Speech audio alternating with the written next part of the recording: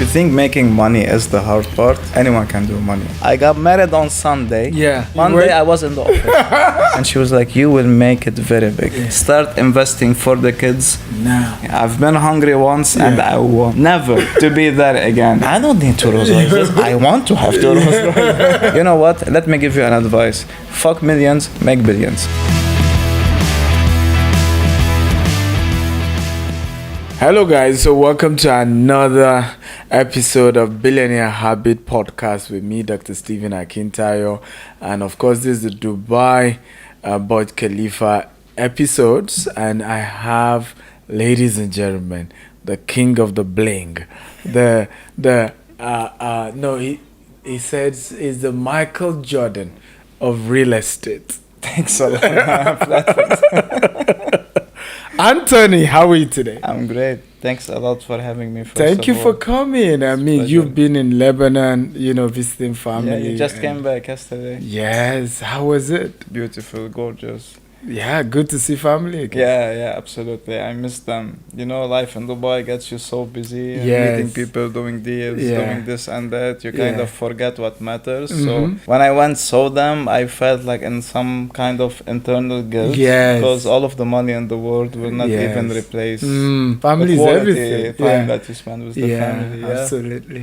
I was asking you earlier whether you could, off camera, why didn't you bring them to Dubai? They have their mentality. Yeah. They're like the trees that they Yes. have the roots and the place. Like Yeah. this is our home, this is our country. No matter what, we're not gonna leave it. I tried few times. Actually, I was very persistent doing it, but it didn't fit. Wow. Maybe this is the only guys I couldn't close. Usually, I close like real estate that. very I like quickly, that. but the family I couldn't. You could man. close anybody, Yeah, but but not the family, I'm like, no, I can't. I surrender. Okay, stay there.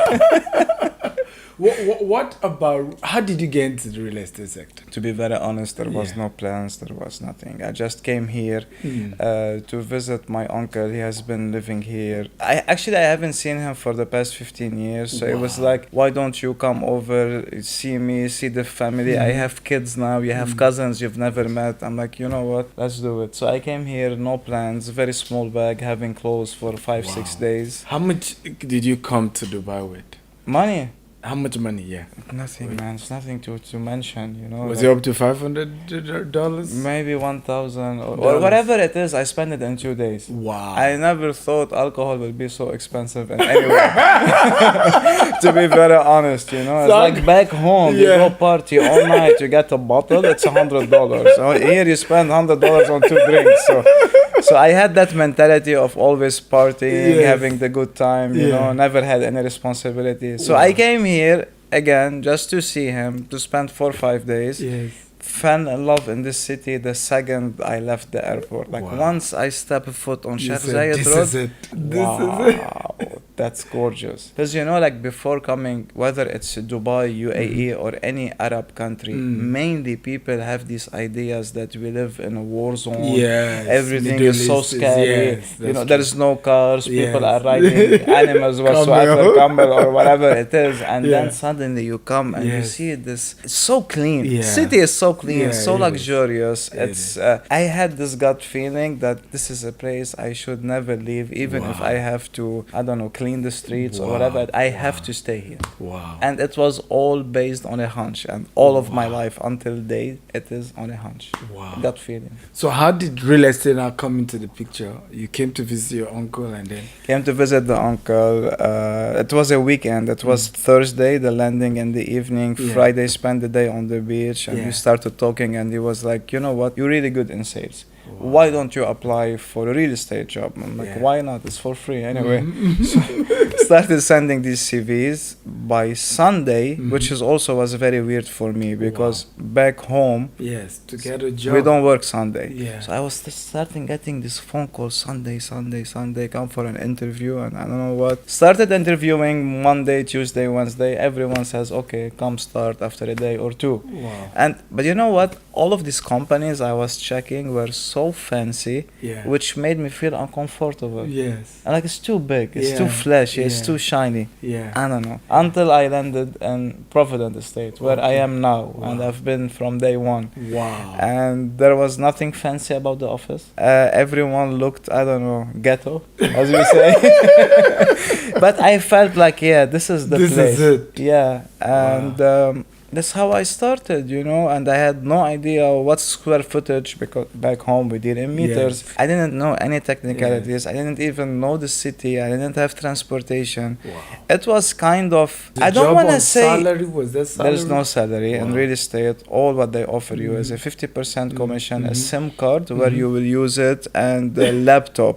The laptop was so old you don't want to even carry it. It weighted like 2-3 kgs carrying it.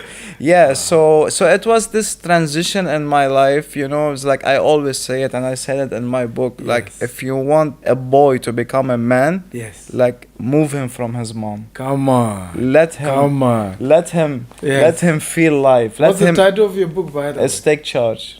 Take Charge. Take Charge, yeah. Is But it just on take your charge on your life. I'll Instagram? give it to you. It's here. It's on Instagram. It's on Oh, Amazon. please let me see Amazon top seller. It's everywhere. Let me have this.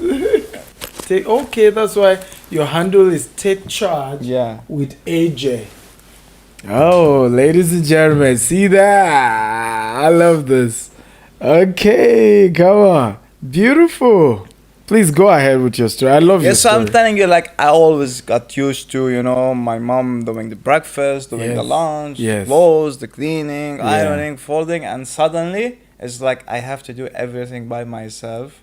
I was almost 30, you know, in a very big and stranger city. You know, everything was like overwhelming. I had this mixed emotions where, in a way, I was very excited, and other way, I was feeling like I'm heartbroken. I left my country, I left my family, I left my friends, my childhood, my everything. So it was every day. It was a constant mental battle that you have to win every night and say tomorrow is gonna be better, tomorrow is gonna be easier, but this tomorrow never came. So it was, I don't know, it was getting so hard.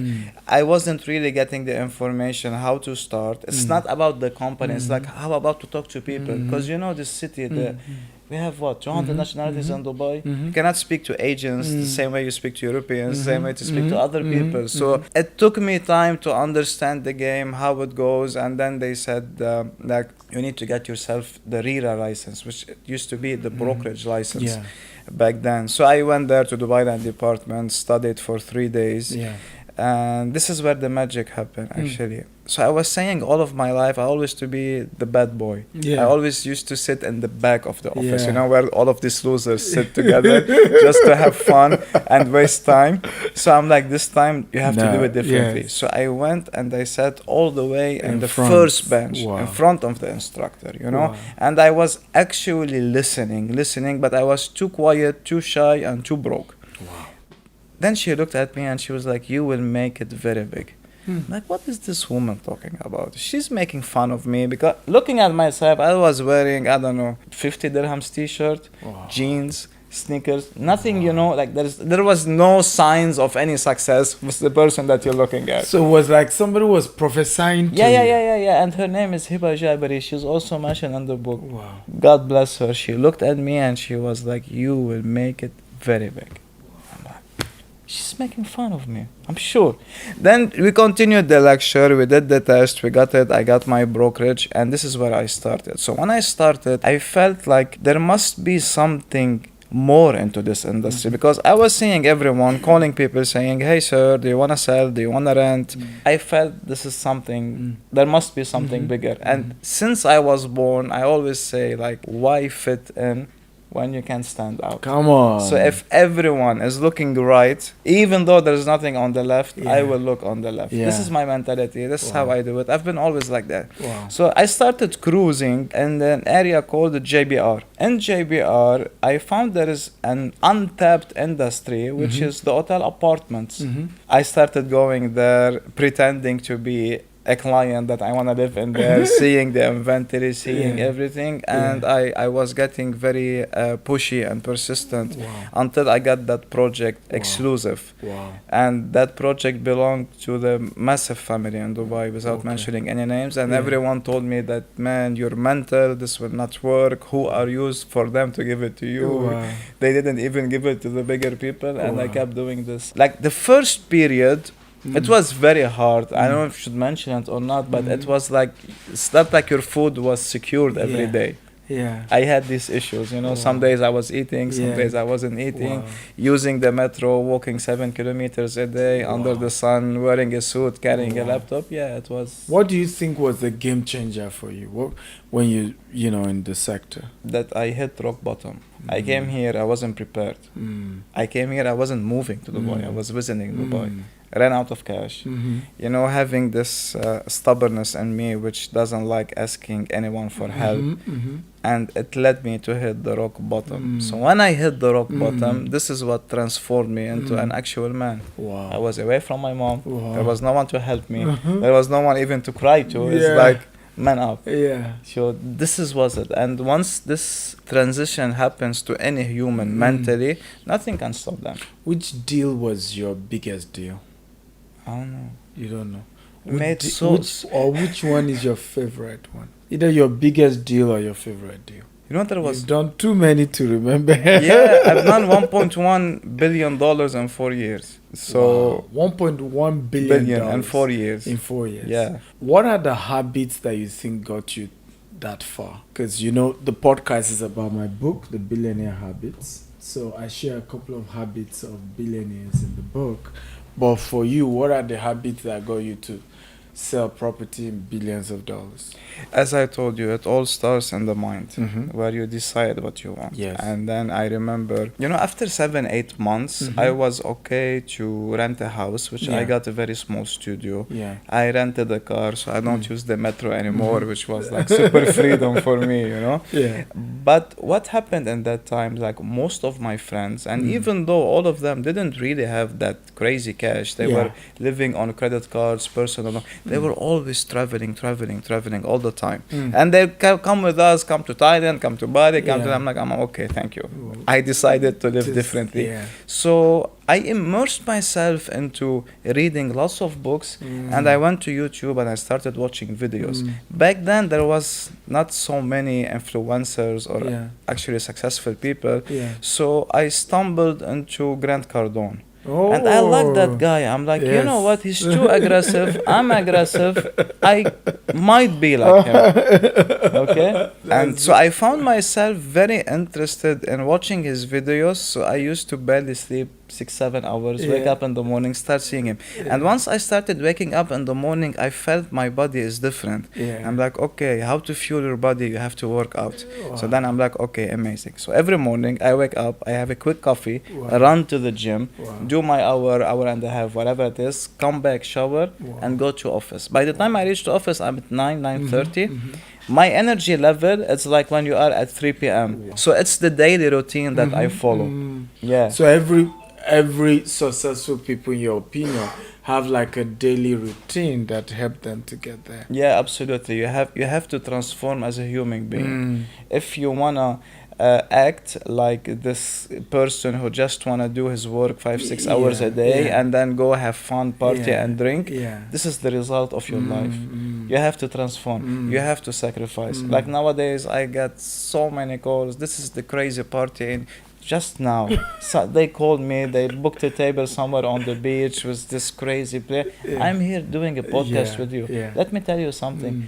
I enjoyed this way more than going and partying and drinking and passing out and waking up tomorrow feeling like shit and waste another day. To be very honest with you. So, but that lifestyle, I lived it for almost 20 years, which like I'm totally fed up with it. Now what the stuff that really gets me excited when we discuss, I don't know, events, ideas and transform these ideas into an actual business where we are solving problems. That's gorgeous. Absolutely. So this is the person I became. Now even on my holidays, I still wake up at 7. I run to the gym. I do my workout and then I go out see stuff. My phone, like I have a rule. I wouldn't touch it before 9. And by the time it hits 7, 8 p.m., my phone is on airplane mode. Wow. If there's really an emergency, they can call my wife. They know me, they can call my wife. But I mean, like, I don't touch it. I don't do that. What's the place of family in success? What role do you think family plays? Let me tell you something. When I started making money, I will never forget this. So I sent my mom money. She was like, "Where did you get this from?" I'm like, "I'm working." "What do you mean?" Like, "Swear." I'm like, "Mom." Like swear you didn't steal it. Yeah, so what do you think? I stole it or I hustled this money? Like, this is my work. I've been working all day, you know? Yeah. So, and then I don't know, I felt by her saying thank you, she wasn't impressed at the money at all. However, I felt this kind of, she was proud. Yeah. And that feeling made me feel like I'm an emperor. Wow. Like I control the world. Yeah. My mom is proud of me. Wow. You know what I mean? Wow. And then I started saying, okay, what do I need in my life? I need a nice car, nice house, cash, let's say $1 million or whatever. And I'm sad, but I'm like, you know what? Why? If I am blessed to have this awakening that happened to me and this life I'm living, it's not only about me. I should work to make money for myself, my family, and everyone around me. And that's where they came in the image. Wow. You know what I mean? So it's like when I'm doing something, it's not only for Anthony, it's for all of this group. Yes. And that's what So kept your me family really... can inspire your hunger for success. Yeah. And that's what really kept me, you know, going strong. Because if the way you see me, how I work, you will say, this guy is broke. Wow. You say he just started. Wow. I still work like the first day. Wow. Wow. Wow. And even when you're telling me about the deals, like I remember there was one day I made a deal. It made me commission $1.2 million. Ooh. Dropped From one deal. One deal. I dropped the guy. $1.2 million. Yeah. I dropped the person to his apartment and I went back to the office and I started calling. Whoa! Wow! You wanna know something more crazy? Yeah. I got married on Sunday. Yeah. And then Monday I was in the office. No honeymoon. Nothing. Crazy. Nothing. Wow. I made my honeymoon after 3 months, which was in end of March, where it got easy in Dubai. And I'm like, now you go. Wow. This is the different stuff I do than other people. Because I told you, I've been living wild all of my life. There is no party or an event or anything you can name it to me, I haven't done it. So it's like, from this side, I'm covered. Now it's like, it's a constant challenge between me and myself. Where can you go? How far can you go? Take charge. The proven action to secure your future through real estate transaction. Guys, you have to read this because I love books that are written by practitioners. You know, it's easy for everybody to write a book nowadays, but when you write a book from your story, you know, from what you've tasted, what you've handled, that's different. You two from different worlds. You have your story, which is amazing. Your story, you come in from like from zero to like everything. From below zero. Yes, below zero, like minus. Dr. Steven also have an interesting story. And but you also come through this, you know, like people like mentors, like Grant Cardone. Yes, we by the way, yes, I'm close to Grant as well. So you can speak about like how guys like you started on Grant Cardone, like you have private chat with him on this like. And I met him in Dubai. He came here in 2019, if I wasn't mistaken. It was a very exclusive podcast, and I was in it. Actually, like when I knew who's interviewing him, I picked his brain. Like, I don't care what's gonna cost me. I have to be in that room. I have to be there. And they were lucky enough to invite me. Sorry, I was lucky enough to get invited. I went there. So the guy introduced me to Grant, and he was like, Anthony does £300,000 a month. Grant was like, oh wow. So I felt I'm gonna get a job offer. And we started talking about the investment, how he does his Cardone Capital over there. And I told him a similar model which I was doing here and I'm still doing until now. And he was like, it's so impressive. You know what? Let me give you an advice. Fuck millions, make billions. It was so simple. I swear, it's such an easy sentence to say. But the more you think about it, the guy is right. And he's right. Because I tell you what's the issue. That should be a title of a book, by the way. Tell you what's the issue in our background and how they raise us. We are raised and programmed not to have money. Yes. They want us to be living this modern slavery by telling you money is root to all evil. I'm sorry, poverty is the root to all evil. True. Poverty makes you do stuff which is not normal. True. So when he got free mentally, he was like, maybe now if you talk to him, he will tell you, fuck billions, make trillions. You never know.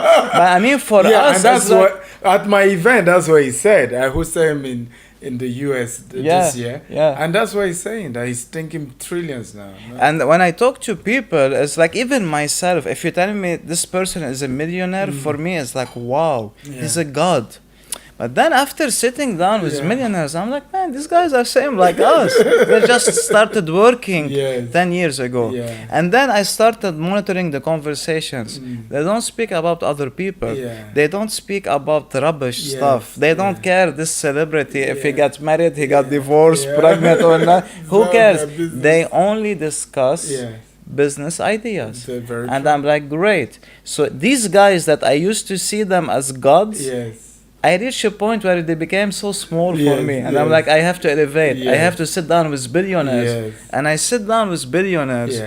And you know what the billionaires has different than us? They have been working for 20 years. And guess what? They're too cheap to spend their money. They're very wise spending their money. I'm like, that's what billionaires are all about. True. And that's it. So it's like, the issue is like, all of our educational system has to be changed. People need to learn it's okay not to go to school. Because I have double degree and I didn't use any of it. And I was starving in the streets waiting for a metro. So mentally, like, everyone has to change how the perspective of life. Everyone has the right to be making money as much as they want. It's okay for you to make 10, 100 million. It's not bad. Don't be afraid. Don't think I'm not worth of this. No, everyone is worth of it.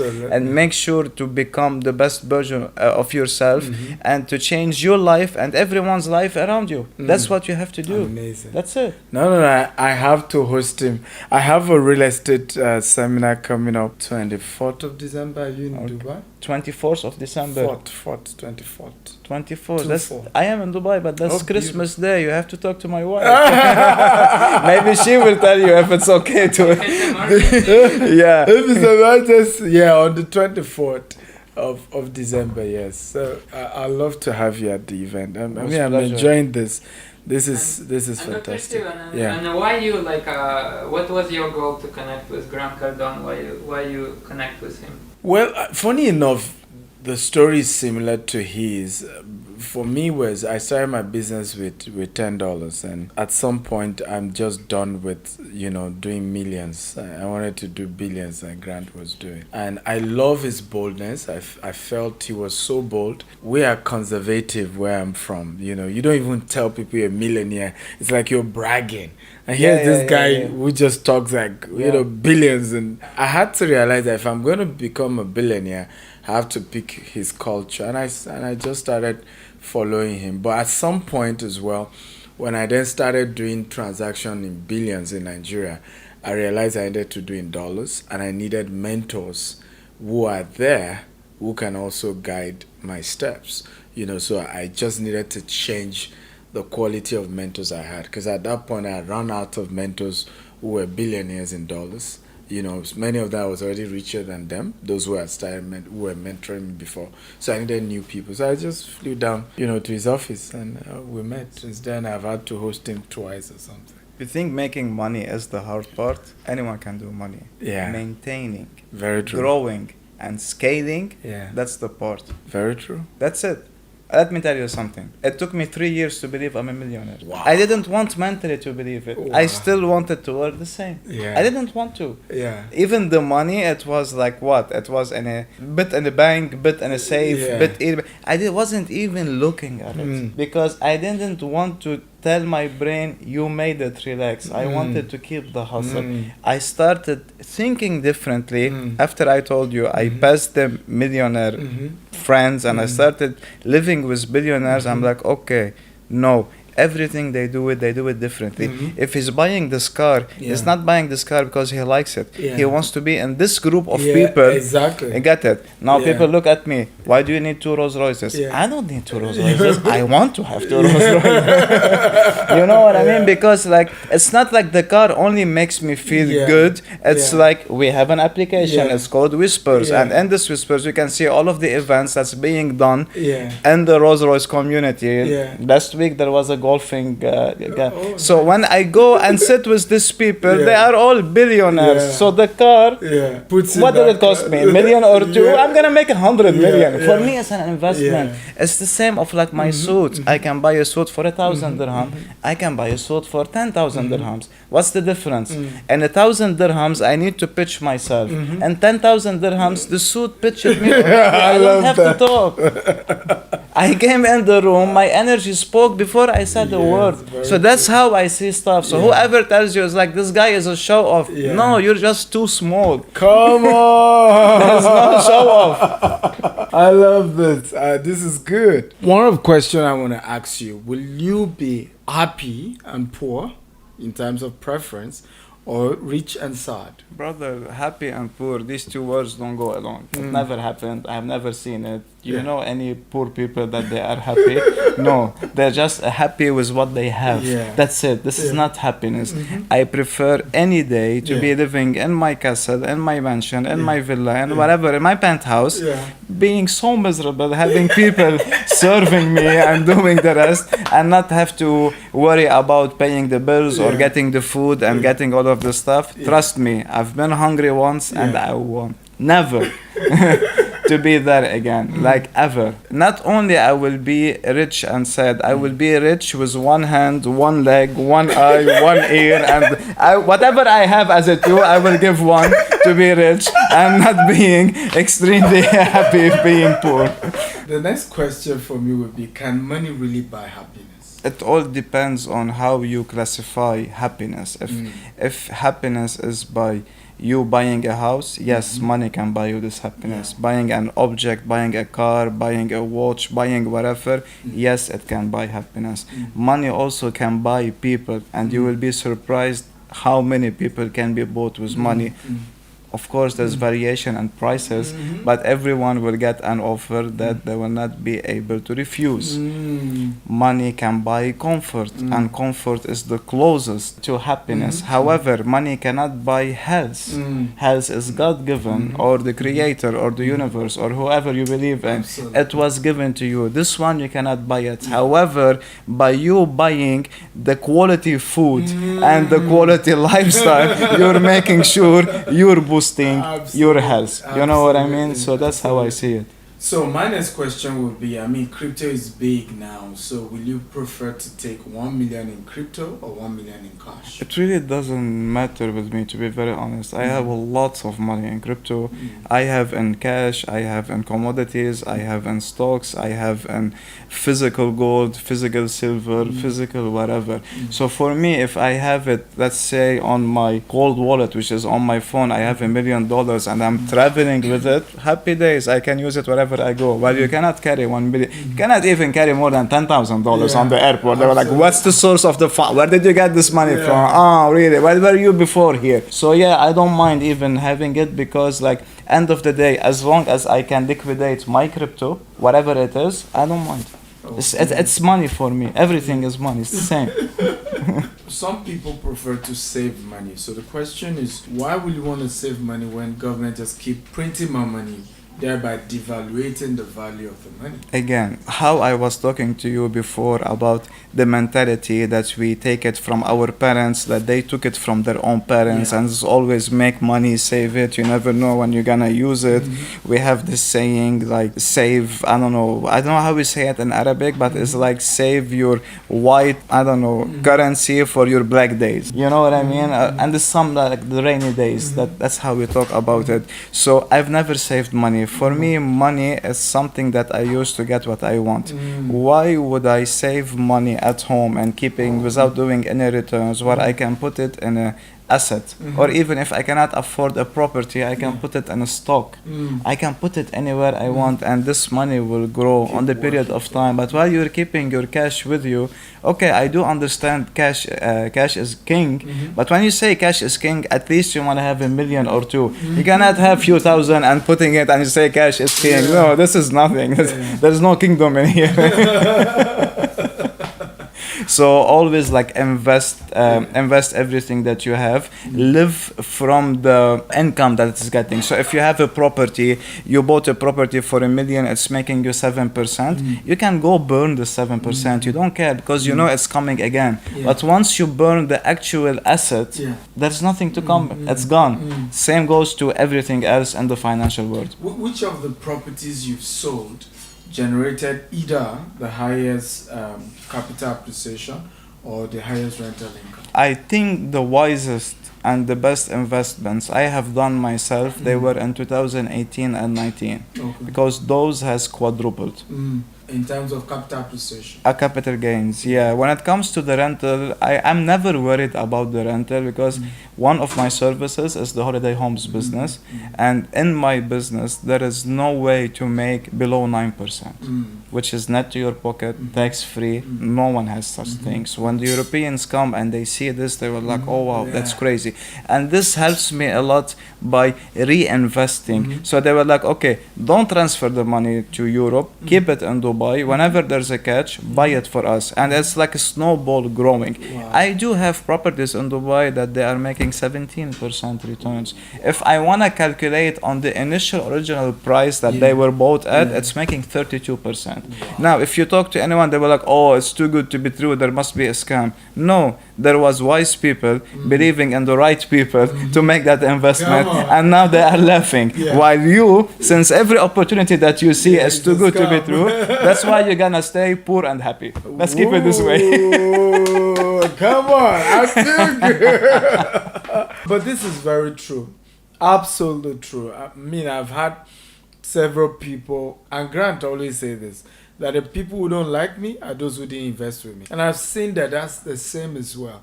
It's usually those who didn't invest who end up regretting. And then they keep saying all manner. Those who actually invested can see huge capital appreciation, can see the property go way up. And they're changing their lives because end of the day, instead of you putting, I don't know, $100 every month, saving it to your kid, make an investment for your kid. So your kid, by the time he's 18 or she's 18, they're stable.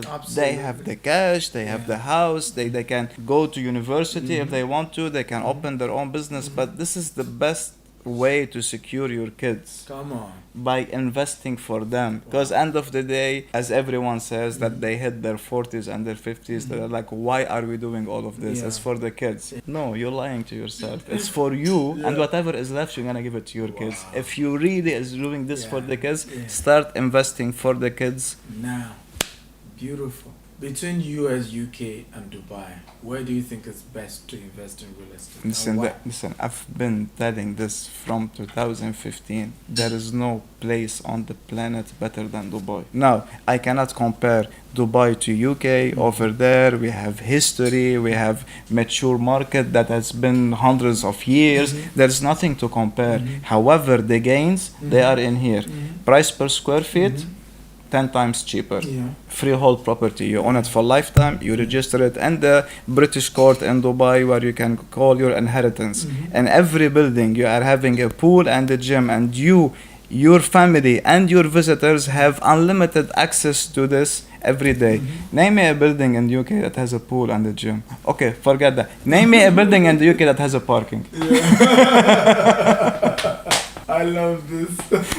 I love this. And you've not even added the fact that there's no income tax. There's no There's no income tax. There is nothing. There's no sort of tax. And for me, what's most important than all of this is safety. Do you dare walking in central London wearing a nice shoes? Your feet is gone.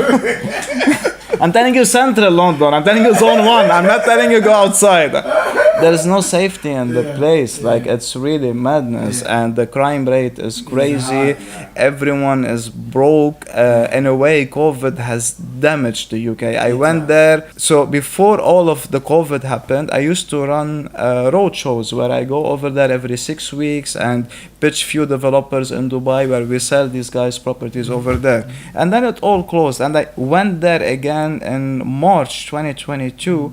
I promise you, all of the street in Mayfair, I found either one or two shops that they were from back in the days, and everything is different.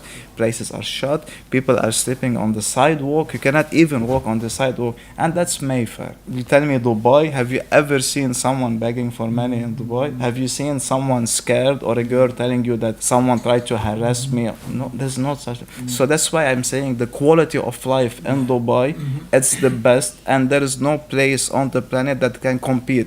The planet, all of it is living in 2022. Dubai is already in 2050. So your name, Anthony Joseph, where did it come from? My parents, apparently. Are they Christian? Yeah, we are originally Christians. So Joseph is the name of my father. My name is Anthony, but I was born in the States, and when you're American, you have always the two names, so that's why it's Anthony Joseph. And I'm very happy that I get to carry his name. And as I told you again, it's like I'm not working for me, I'm working for me and everyone around me. So anyway, it's like I'm really like cherishing his name. And if someone Google me and say, okay, who's the father of this kid or whatever, they will say it's Joseph. So it's kind of gives me some happiness and fulfillment, and I hope that he's proud of me if he's looking up from the skies. He passed away 3 years ago, so I really hope that he will be proud of me. So any kids? No, I'm a kid. I'm living my life as a kid myself, you know. I'm traveling the planet. Any plan to have any? You know, it's like after everything I'm seeing in the world, no. Really? Yeah, no, not at all, because I don't know, it's like everything has changed in a way that I'm not liking it. Like, okay, so if I want to compare my childhood, yeah, it used to be rough. We used to play outside all the time. We didn't have all of this stuff that we have it now. And we were excited. We were happy that every day we get to meet the boys, go play football, go ride bicycles, go do this, go meet girls. So life was different, you know what I mean? Now what I'm seeing is like all of this crazy stuff happening. I don't want to name anything, so they will say, oh, you're picking on us. But everything happening in the world, like whatever you do, either you're against this person or you're against the freedom that everyone is calling for. So I think it's such a messed up world we're living at now. I wouldn't trust to have a son that I can send him to school without him being harassed, whether from his friends or from a professor. Is your wife okay with this? Yeah, she knows that. And before even taking this further, I told her I'm not looking to have any kids. Maybe later on I'm gonna change my mind, but for now I'm not looking to have kids. And she's fine with it, yeah. Or else we would have still been dating, you know. I love your life. I have 3 kids and it's a lot. Yeah, and also what I'm seeing now, this massive rate of divorces, like skyrocketing, is like, why? Because once, let's say the kid needs something and he's telling his mom, I want this, and she knows that the father cannot afford it, it's creating this tension in the relationship, and the wife will start unintentionally making the husband feel like he's not man enough. Look at our neighbors, they're buying our kids, and when the man feels he's not man enough, this is where the mental illness starts growing, and where the guy starts saying, okay, I'm a loser and now I'm depressed, and after my depression, why I'm living for if I cannot bring this to my kids, this and that, and this is where it goes suicidal and for a very bad ending. So it's like, in a way, I always say, like, make sure you and your wife are extremely secure, you have your own investment, so when you are planning to have this kid, make sure this kid is having a good life, not being a kid that's always in the corner envying the other people that he will turn out to be having some mental stuff, he can then grow up and he's gonna start stabbing or shooting people or whatever it is. So people, in a way, they are selfish by just neglecting how important for you to be like a strong relationship, strong financial life you're having, and then have a kid. But again, let's go back to our parents' mentality. How did they start? Okay, now you are born, you are given a name, you are given a religion, you are giving beliefs, you are giving blah, blah, blah, blah, blah, blah. Once you become 7, 8, this is where racism happens. Because kids, now bring me 100 kids from every color on the planet. They will play together, they will kiss each other, they will be happier. Then their parents, stay away from these guys. You never know what they will do to you. Stay away from this, stay away from that. So the guy already, now he's narrowed into one option. I can only go out, whatever the skin is, I don't care. I can go out with these guys. Okay, so we have this group. Okay, in his mind, okay, now you need to finish university. You need to finish school. I finished school, amazing. Now you have to go to university. While the kid is in university, listen, mom or the dad, he was like, you have to marry someone. You have to have kids. Doesn't matter if you love her or not. Don't worry, love will come with time. This is why lawyers are killing it, from these mentalities. Or when it comes to boys, they will tell, like his mom will tell him, okay, marry her way younger than you, don't worry, you raise her the way you want. This is why lawyers are working so much. This is what's destroying people. So now what I see them is like coming together, there's no love, maybe like or whatever, they're getting married, they're having the kid, and after 2-3 years, the bills was gonna grow massively. There is schools, there is, I don't know, diapers, there is milk, there's whatever it is. The man will not have the money to buy it. So what he will do, he will go take a credit card for him not to feel that he's a loser.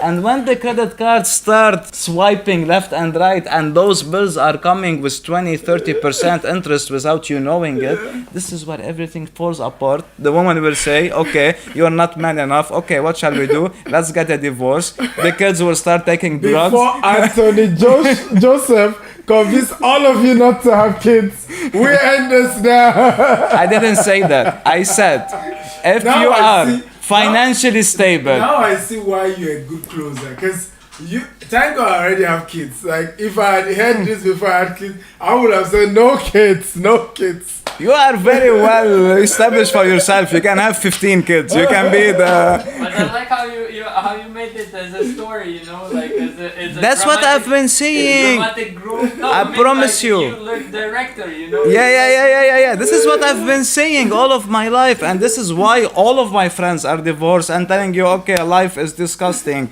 Some guy gets lost in Ibiza, I don't know, supposedly for 1 week, end up being a bummer on the beach. The woman, like everyone is like, she's trying to find another husband with 4 kids, which is a bit of impossible. You have a big package with you, and that's how it goes. So no, better know your stuff before jumping into this, because that's a massive responsibility. Okay. My last question. There is a Netflix show called Dubai Bling. Yeah. What do you think about the show? It's fun. I watch it all in one sitting. Yeah. Also, I have a family member in the show. Oh, okay. Which is the main character, Zaina. Okay. Yeah. So I really enjoyed it. Oh, that's true. Yeah, I felt that the way they filmed it, Netflix has done such an amazing job. Yeah, like, I've been living here for 8 years, and also I was looking, I'm like, wow, that's gorgeous. The drones, the everything that they have done. So it's beautiful. I hope they do a season 2. Now, I'm sure that you have been hearing all of these opinions that these guys, that they are sitting on TV saying, oh, maybe it was too silly, or we didn't show the real life of Dubai. But at least these guys are living their lives. They're not sitting on their couches watching you while you are doing the same on them. So before contradicting or before judging or before doing anything, just make sure you are on the same level of this person for your opinion to be heard, or else it's just a noise. Absolutely. Yeah. Absolutely. I mean, Zainab is the real estate lady, right? Yes. Zaina, she's the real estate. Yeah. I we were together in university. Really? She's my cousin. Wow. We're not like first cousin, we're like second cousins. Wow. But yeah, we live in the same street back in Lebanon. I know her story, I know her hustle, I know how hard she has worked, you know. And you're both in real estate. So I could relate with her, and I love the the drama and it was, and funny enough, I also watched it in one sitting as well. It was good, and thumbs up to them. I hope there's a season 2. Guys, that's been woo. I wish we could continue, but our time is up. Another episode of Billionaire Habits podcast with Dr. Stephen Akintayo. We love you from this side of the world. Bye bye.